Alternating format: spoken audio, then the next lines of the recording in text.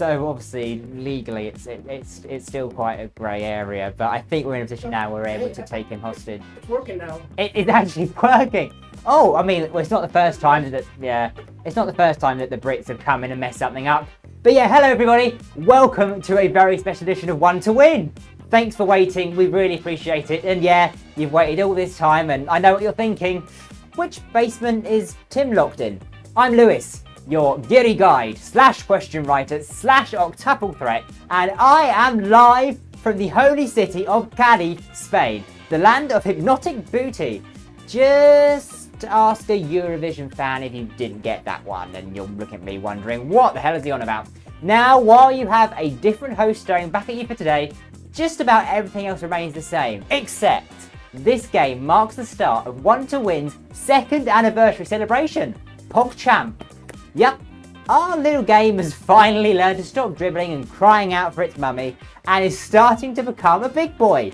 So, we've got today's English language game, Sunday's Juego en Español, Atención! And we have something super special set for the Saturday in between. I'll reveal everything you need to know later on, so stay tuned and you'll find out everything.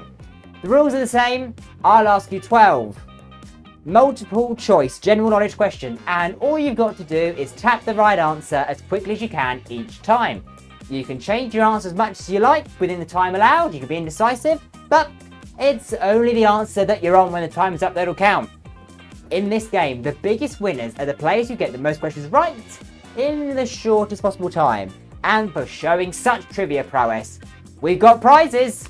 Yup, tonight we're playing for a pot of $50. It's real money, not tokens. Mimir, I see ya. It'll be split 3 ways. The first place winner will get $25, which happens to be enough to make you a millionaire in Iranian Rial. It's a life choice, I'll have you know. It'll be $15 for second and $10 to third. That isn't all though, because we'll throw some monopolies your way, virtually of course, because there's health and safety and all of that. If you end up anywhere in the top 10, binoculars are yours. What are binoculars? Well, they're a power-up that allow you to see in real time what other players have selected as their answer, but it's down to you whether you follow the crowd or go it alone. That is up to you. What? You don't have any binoculars? I can't trust you with anything. Well, suppose, yeah, alright. I guess we've got a big weekend of quizzing ahead of us, so no one's looking, right? Go on, here you go. He's the Christina to my Jeff. Jesus, get the digital trumpets out! Hopefully that'll help you. Where were we? Oh yes, what's more, in this game, there's no elimination at all, so if you do get a question wrong, and it happens to the best of us, don't worry, I've been there. Just dust yourself off and keep playing, because everybody is in this game until the very, very end. So, that's all of the admin done, and now it's time to let your fingers do the talking. Get ready, have fun, here we go, let's play One to Win. Here comes question 1, attention. Question 1, which of these animals can't fly? Is it a bee, a dragonfly, or a kangaroo? This is question 1. Shouldn't be hard. Get your fingers warmed up, hopefully. Alright, that is time. Well, it helps if you know that 2 of these animals have wings and the other doesn't. Keeping their feet firmly on the ground and just having the odd bounce. It's the boingy boy, the kangaroo.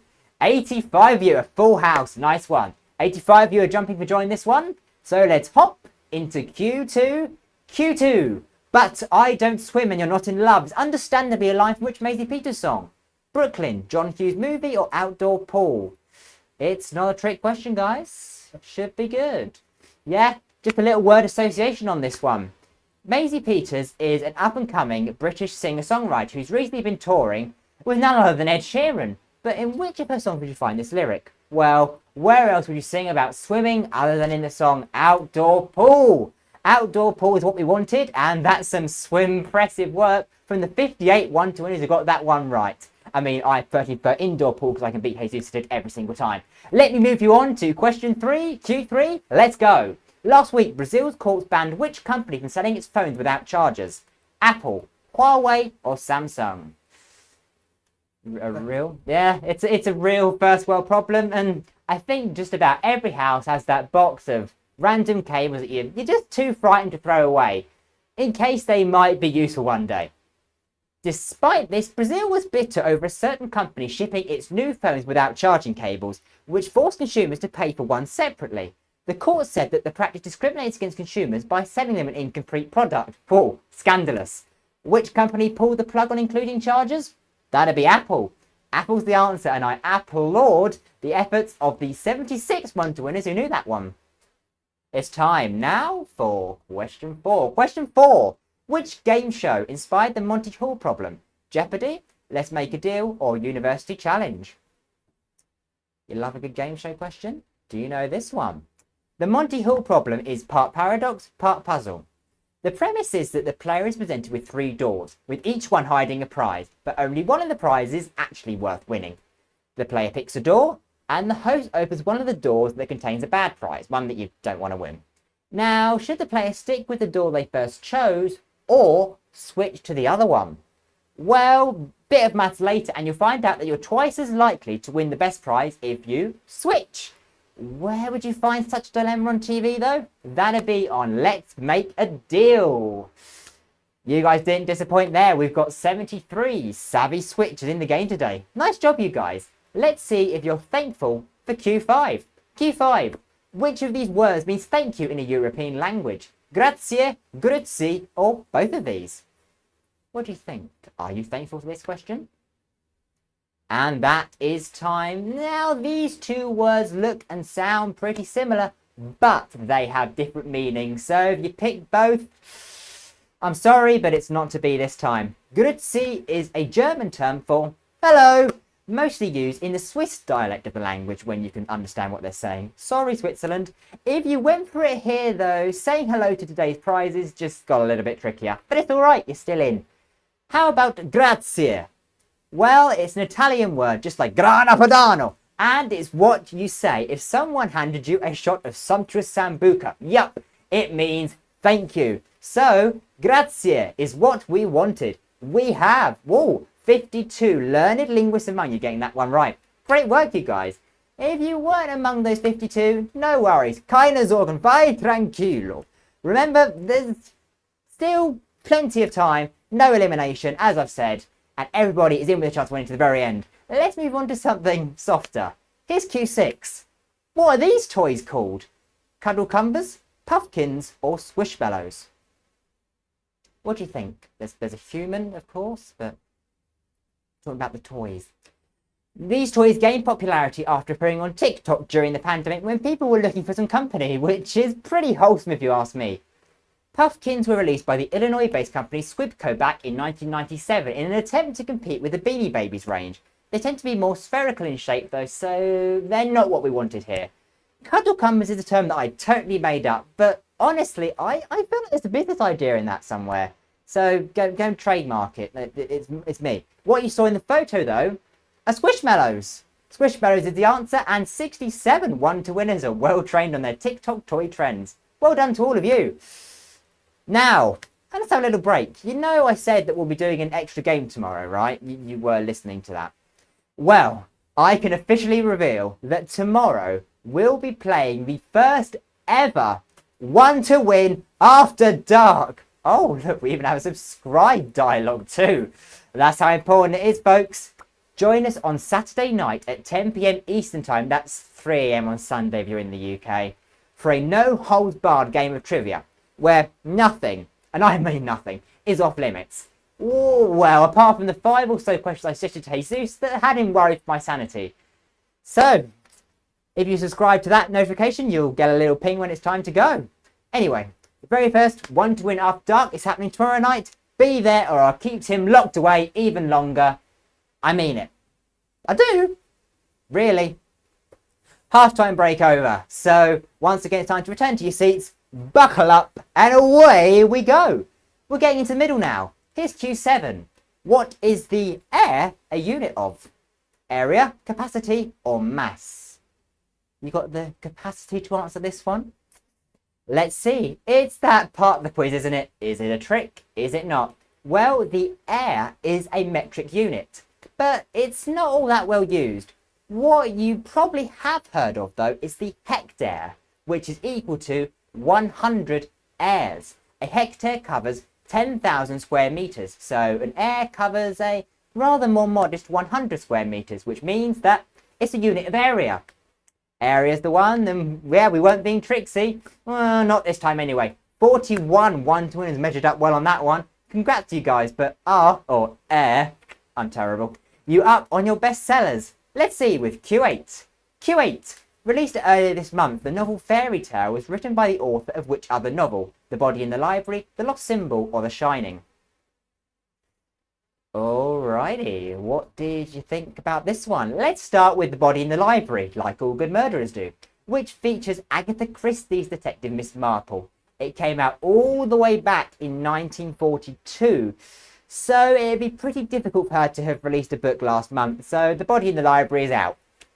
Fairy Tale has been getting rave reviews online. It's about a 17-year-old boy called Charlie Reed who inherits the key to a shed that contains a portal to another world where good and evil forces are at war. The stakes could not be higher in the novel, and let's face it, they can't be higher here either. Who wrote the novel, though? That'd be Stephen King, who also wrote The Shining. That's the one we wanted, and 51 of you are shining examples to the rest of us on this one. Sports fans, I hear you. This one's for you. Here it comes. Q9. Which country's women's soccer team is in the top 10 of the FIFA World Rankings? New Zealand, Nigeria, North Korea. What do you think? How's your football knowledge? The Women's European Championships was a summer of rockets and flawless equalisers. With England winning in the end, yes, we actually won something. It came home. We're not going to shut up about it coming home. You know that, right? See you in Qatar. It wasn't the only thing where England won 2-1, was it? Was it? Yeah. Battered him at Paul.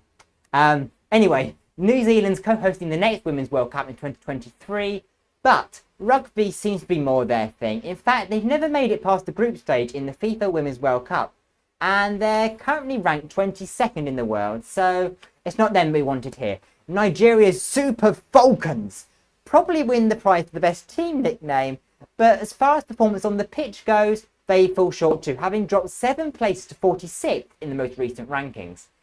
Here's the crazy thing though. North Korea's women's team haven't played at all since March 2019.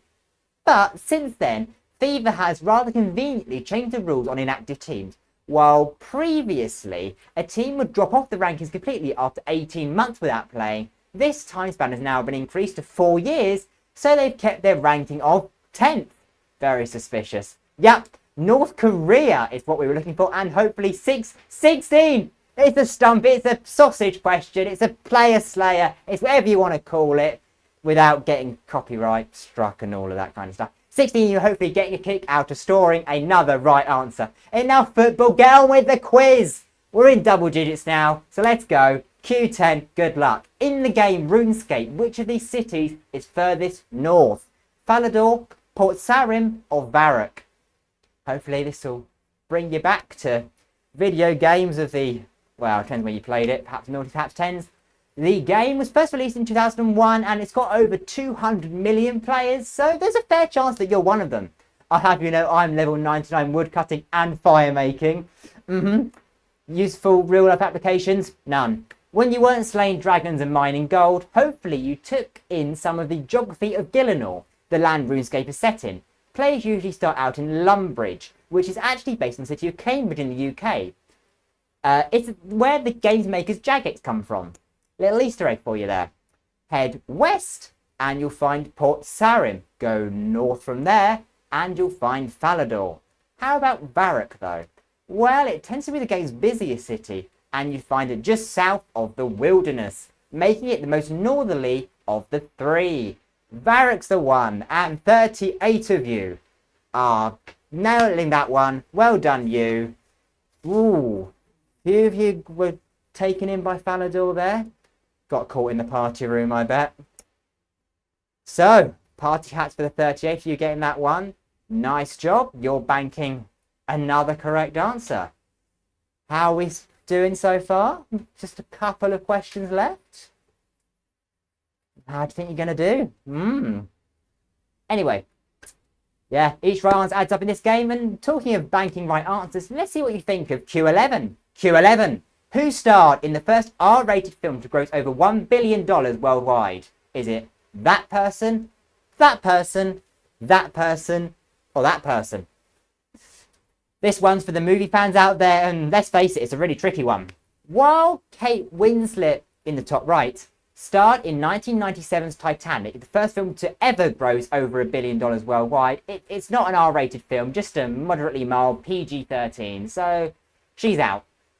We shift our attention to Vin Diesel in the bottom left, who starred in the 2015 film Furious 7, which grossed $1 billion quicker than any other film, but again, it's just a plain old PG-13.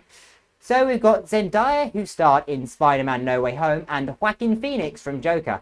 Both of those films grossed over $1 billion, but just one of them is R-rated, and there's another PG-13 hiding in there. Well, I'm not kidding when I say the first R-rated film to gross over $1 billion is 2019's Joker, which featured Joaquin Phoenix.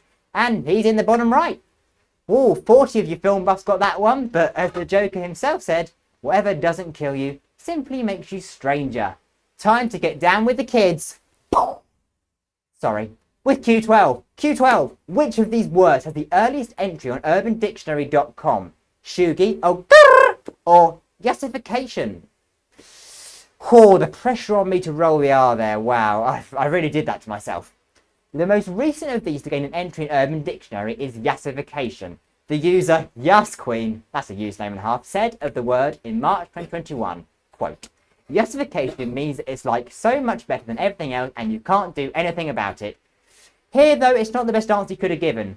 Definitions for shugi and both first appeared within a year of each other. The term shugi was coined in 2013 by Gabby Rasson, who was looking for a word that describes people who were unsuccessfully trying to be trendy. Its first Urban Dictionary definition was written by user at ShugLife, who's clearly an expert on the subject, in November 2018.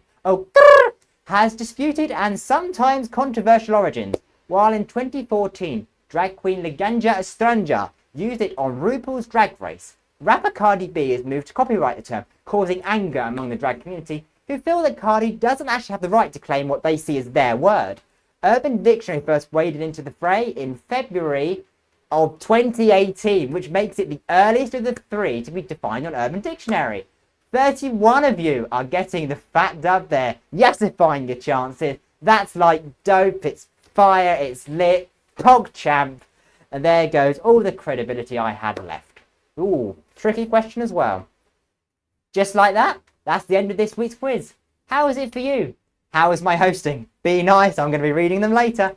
We're just crunching the numbers behind the scenes and we'll have the results ready for you really soon. There's just enough time for me to remind you that at the end of this madness, a short survey will pop up on your screen and we really appreciate it if you could fill it in for us, as it helps us make this game even better.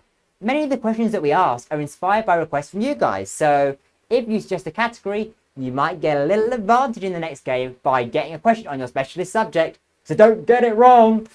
So, the sums have been done, the leaderboard is prepped, and we've reached the moment you've all been waiting for. If you're ready, we're ready. Let's see the top 3 one2 winners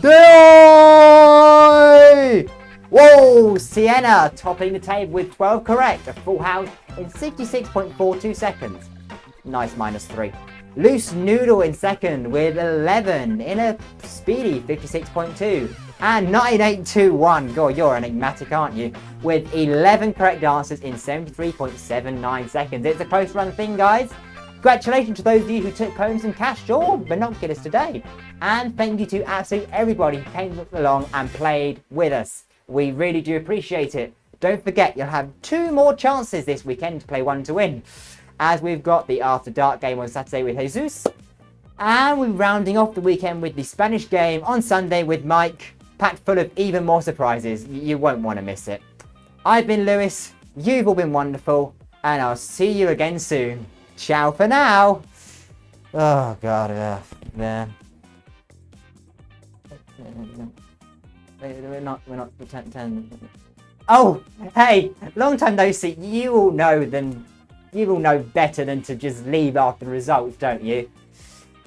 That could be about to pay, because we've got some more $5 prize to give away to random players who correctly answer the following question. Yup, here it comes, the fabled Q13. Here it is. Which anniversary is one2win celebrating this week? First, second, or third? You were listening, were you? You were listening. You were listening. You better have been. You better have been listening. Well, I hope you were listening to everything I said at the start of the game, weren't you? You didn't just go to some lunar concert instead, right? Maybe you checked our socials. What socials? Well, we're at one2.win on Instagram and at one2_win on Twitter. If you're up to speed, then you'll hopefully know or have remembered that this week we're celebrating our second anniversary. Second is what we wanted, and 29 of you absolutely nailed it. If you got that right, you've been entered into a draw to win a bonus prize of $5. Let's see which of you will be receiving a lovely, tremendous and spectacular, special something from us. And they are... Woo! PJ at the farm. 7, you're receiving 5. You say you're 7, but you're getting 5. Mark LS. Jeremy TR93, I see you in the chat all the time. And Anna H. Well done to you all. Congratulations. We'll be in touch with each of you to get your prizes out to you soon. So, time really is up now. This has been such great fun for me, and I hope you've enjoyed it too, at least a little bit. The party's just getting started though. Here we do fiesta, no siesta, because we have 2 more games ahead of us this weekend, so hopefully you'll be kind enough to join us for them. In the meantime though, stay safe, stay healthy, stay awesome. I've been Lewis, and you've been extraordinary. I'll hopefully see you again soon. In the meantime, you can find me on the socials. The details are just down there. Thank you everybody, and arrivederci!